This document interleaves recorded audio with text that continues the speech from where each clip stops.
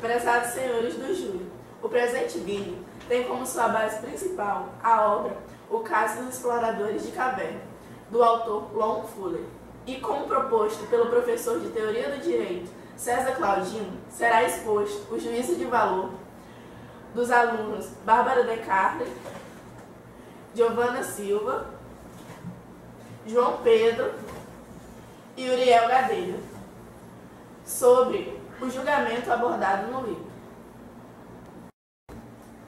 No presente caso, 5 membros de uma sociedade ficaram presos em uma caverna, devido a um desmoronamento de terra que bloqueou a única saída.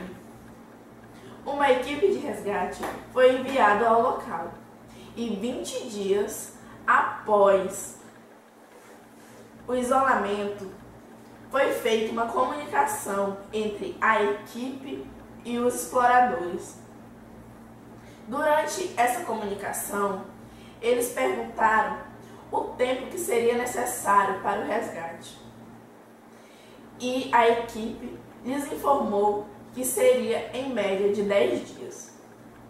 Perguntaram ainda se haveria a chance de sobrevivência deles nas condições que estavam. E lhes foi respondido que haveria algumas possibilidades. Em uma nova comunicação, eles perguntaram se haveria a possibilidade de sobrevivência se eles se alimentassem da carne humana. O médico da equipe lhes respondeu que sim. A partir desse momento, não houve mais comunicações entre a equipe e os exploradores. Quando a equipe conseguiu chegar até os exploradores, foi constatado que Wedmore havia sido morto por seus companheiros e lhes servido de alimento. E, segundo o relato dos exploradores, isso teria ocorrido no 23º dia, a partir de um jogo de sorte realizado por um par de dados. Os 4 sobreviventes foram acusados de homicídio e o juiz declarou-os culpados, condenando-os à pena capital em obediência à lei vigente no país. Não existe sociedade que prospere sem que seu principal bem seja tutelado pelas normas do direito ou do ordenamento jurídico. A ignorância da lei a ninguém excusa. Não se pode julgar amparando emoções e razões pessoais. Ao contrário, deve-se julgar e sentenciar de acordo com a lei. O fato de os exploradores estarem presos em uma caverna não significa que esse ambiente não é passível das aplicações das normas existentes e, consequentemente, da adoção de leis próprias e específicas para essa situação. Com isso, podemos afirmar que eles sabiam o que encontrariam quando saíssem da caverna. Sabiam ainda que seriam julgados e foram plenamente conscientes do ato que realizaram. A finalidade da norma é regular a mesma estrutura social que lhe deu origem, portanto, deve ser respeitada. Foi relatado pelos acusados que Roger Whitmore declarou que desistia do acordo, pois já havia refletido e constatou que poderiam esperar mais uma semana antes de adotar a conduta tão canibalesca como aquela.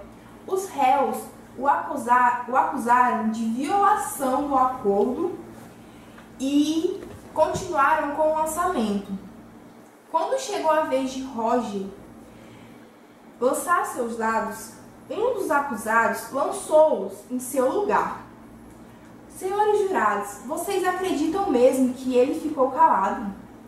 Que ele aceitou ser o herói de seus companheiros?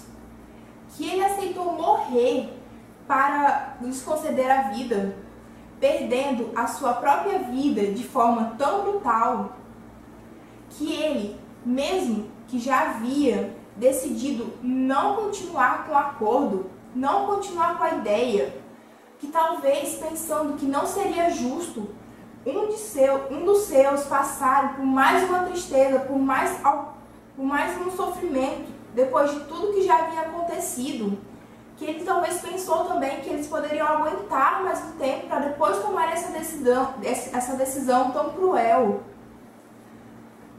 Há também estudos que revelam que o corpo humano se adapta ao longo do tempo.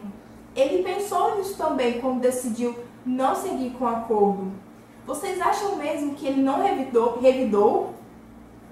Segundo a Constituição Federativa Brasileira, em seu primeiro artigo, temos como terceiro fundamento a dignidade da pessoa humana, que é um bem jurídico e que não pode se submeter à instrumentalização, porque diz respeito à essência da pessoa, que é garantida. A vida é o bem maior, segundo também a Constituição Federativa Brasileira, em seu 5º artigo, todos são iguais perante a lei, sem distinção de qualquer natureza, garantindo-se a inviolabilidade do direito à vida, à liberdade, à igualdade, à segurança e à propriedade. Logo, não existe uma vida mais válida que a outra. A vida de Roger Whitmore tinha o mesmo valor que a de seus companheiros. Nobres jurados, os homens não devem praticar canibalismo ou prejudicar uns aos outros. O notável John Locke assevera que, sendo todos os homens iguais e independentes, ninguém deverá prejudicar a vida, a saúde, a liberdade e nem a profissão de ninguém.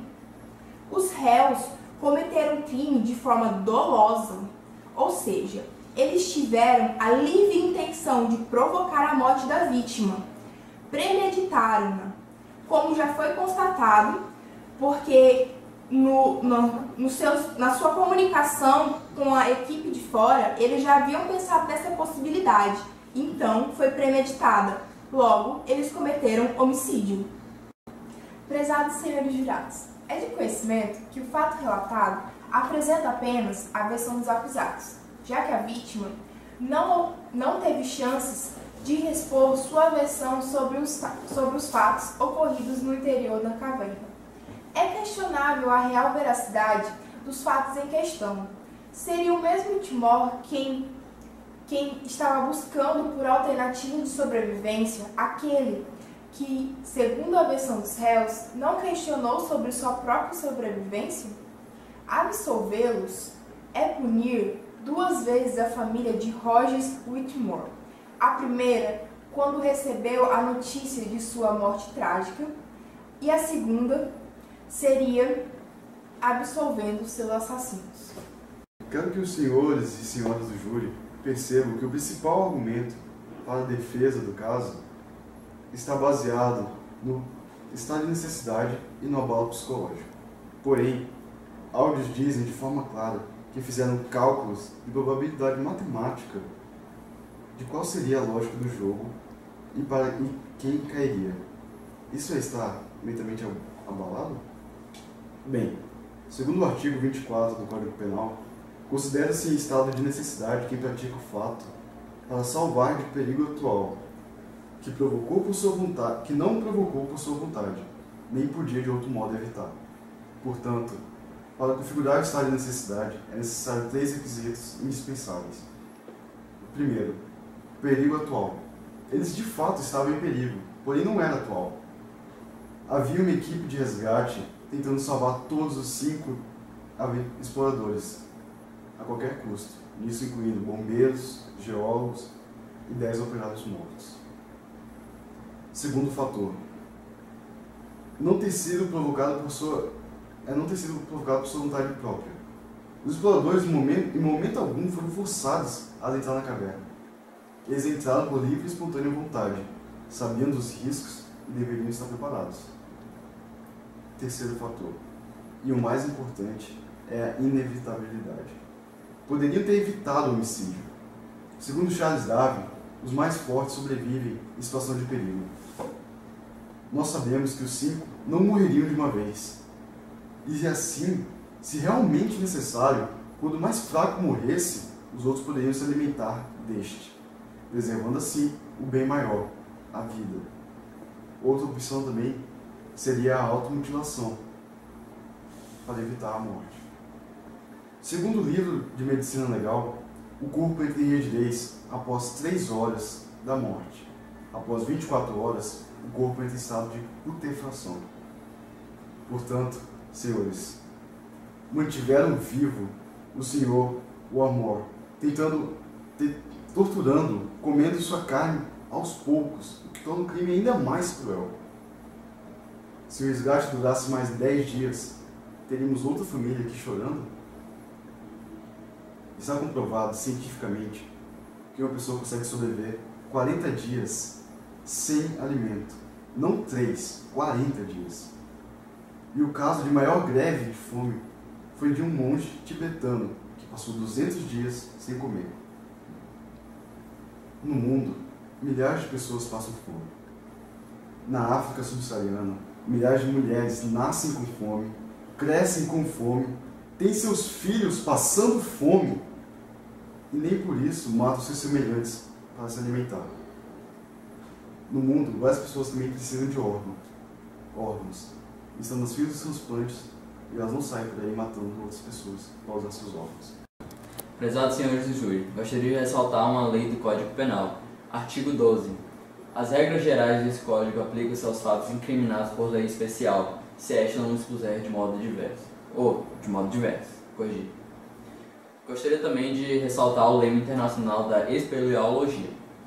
Em uma caverna, nada se tira a não ser fotografias, nada se deixa a não ser pegadas, nada se mata a não ser o tempo. Abrimos um parâmetro para apresentar relatos reais da tragédia de sobrevivência do desastre aéreo dos Andes. Quando os meses se refizeram do choque e se reestabeleceram do pânico, começaram a se organizar, e logo apareceu a figura de um líder. Por quê?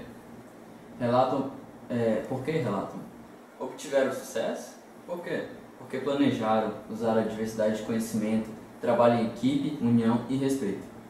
Dizem que a sede é a maior tortura. Também conseguiram ligar o rádio do avião e se comunicar com uma atividade da sociedade. Voltando à caverna, depois de cessado o contato com o resgate e terem a notícia dos dias prováveis de salvamento, nada mais se sabe a não ser o relato incerto dos 4 criminosos, que não podemos confiar. Enquanto isso, as condições da caverna pioravam. O grupo, já dividido em líder e liderados, se afastava e, numa forma ascendente, os anjos passam de irritados e hostis para a forma que nas pessoas se inicia o processo de raiva. Começam as agressões verbais. Fato comprovado quando os 4 acusados alegaram que houve uma discussão entre eles na queda de acordo ao saber que seria necessário matar um deles para saciar os outros.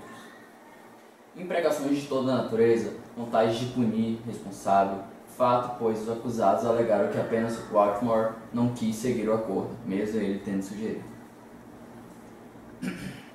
Nando Parrado, um dos sobreviventes do desastre aéreo dos Andes, nos mostra algo parecido quando pergunta para um dos colegas que estavam com ele no acidente, ao avistar o cadáver do piloto à distância: você vai cortar a carne e comer? Ele disse: sim, afinal foi ele que nos meteu nessa situação. O processo demorado. Os sobreviventes do desastre aéreo disseram que demoraram mais de 10 dias para se acostumar com a ideia. 10 dias. Sendo que as pessoas que estavam no acidente da caverna demoraram um pouco mais de 3 dias para lidar com aquela situação e assassinar o Watmore. Podemos ter uma noção da situação ao nos lembrarmos em condições normais, quando somos convidados a comer carne de rã, jacaré, cobras e lagartos, tem-se um sentimento estranho de rejeição. E seria aquele sentimento de que quando você vai comer algo que você não gosta, de repúdio, de não conseguir sentir direito. Existe um relato do acidente dos Andes, que as pessoas quando pegavam não conseguiam abrir a boca e começavam a tremer a mão. Se os sobreviventes andinos sobreviveram mais de 10 dias e sem culpa de ter levado à morte seus colegas, dirá ao criminoso os participantes da execução que até poucos momentos assassinaram seu fiel companheiro. Diz Nando e outros sobreviventes que hoje eles têm o maior respeito pelos homens que lhes serviram de alimento, pois eles não haviam nos matado. Foram vítimas do acidente. Tenho o maior respeito por ele viver em mim. Que opinião terão os réus em ter o nosso Roger Pereira Watmore dentro de si, brutalmente assassinaram, que depois disseram ter comido, lembremos, só 3 dias. Que poder de adaptação, nossa. Os homens da caverna foram salvos depois de 31 dias. Os sobreviventes dos Andes foram resgatados depois de 72 dias. Vocês têm uma noção de que é isso?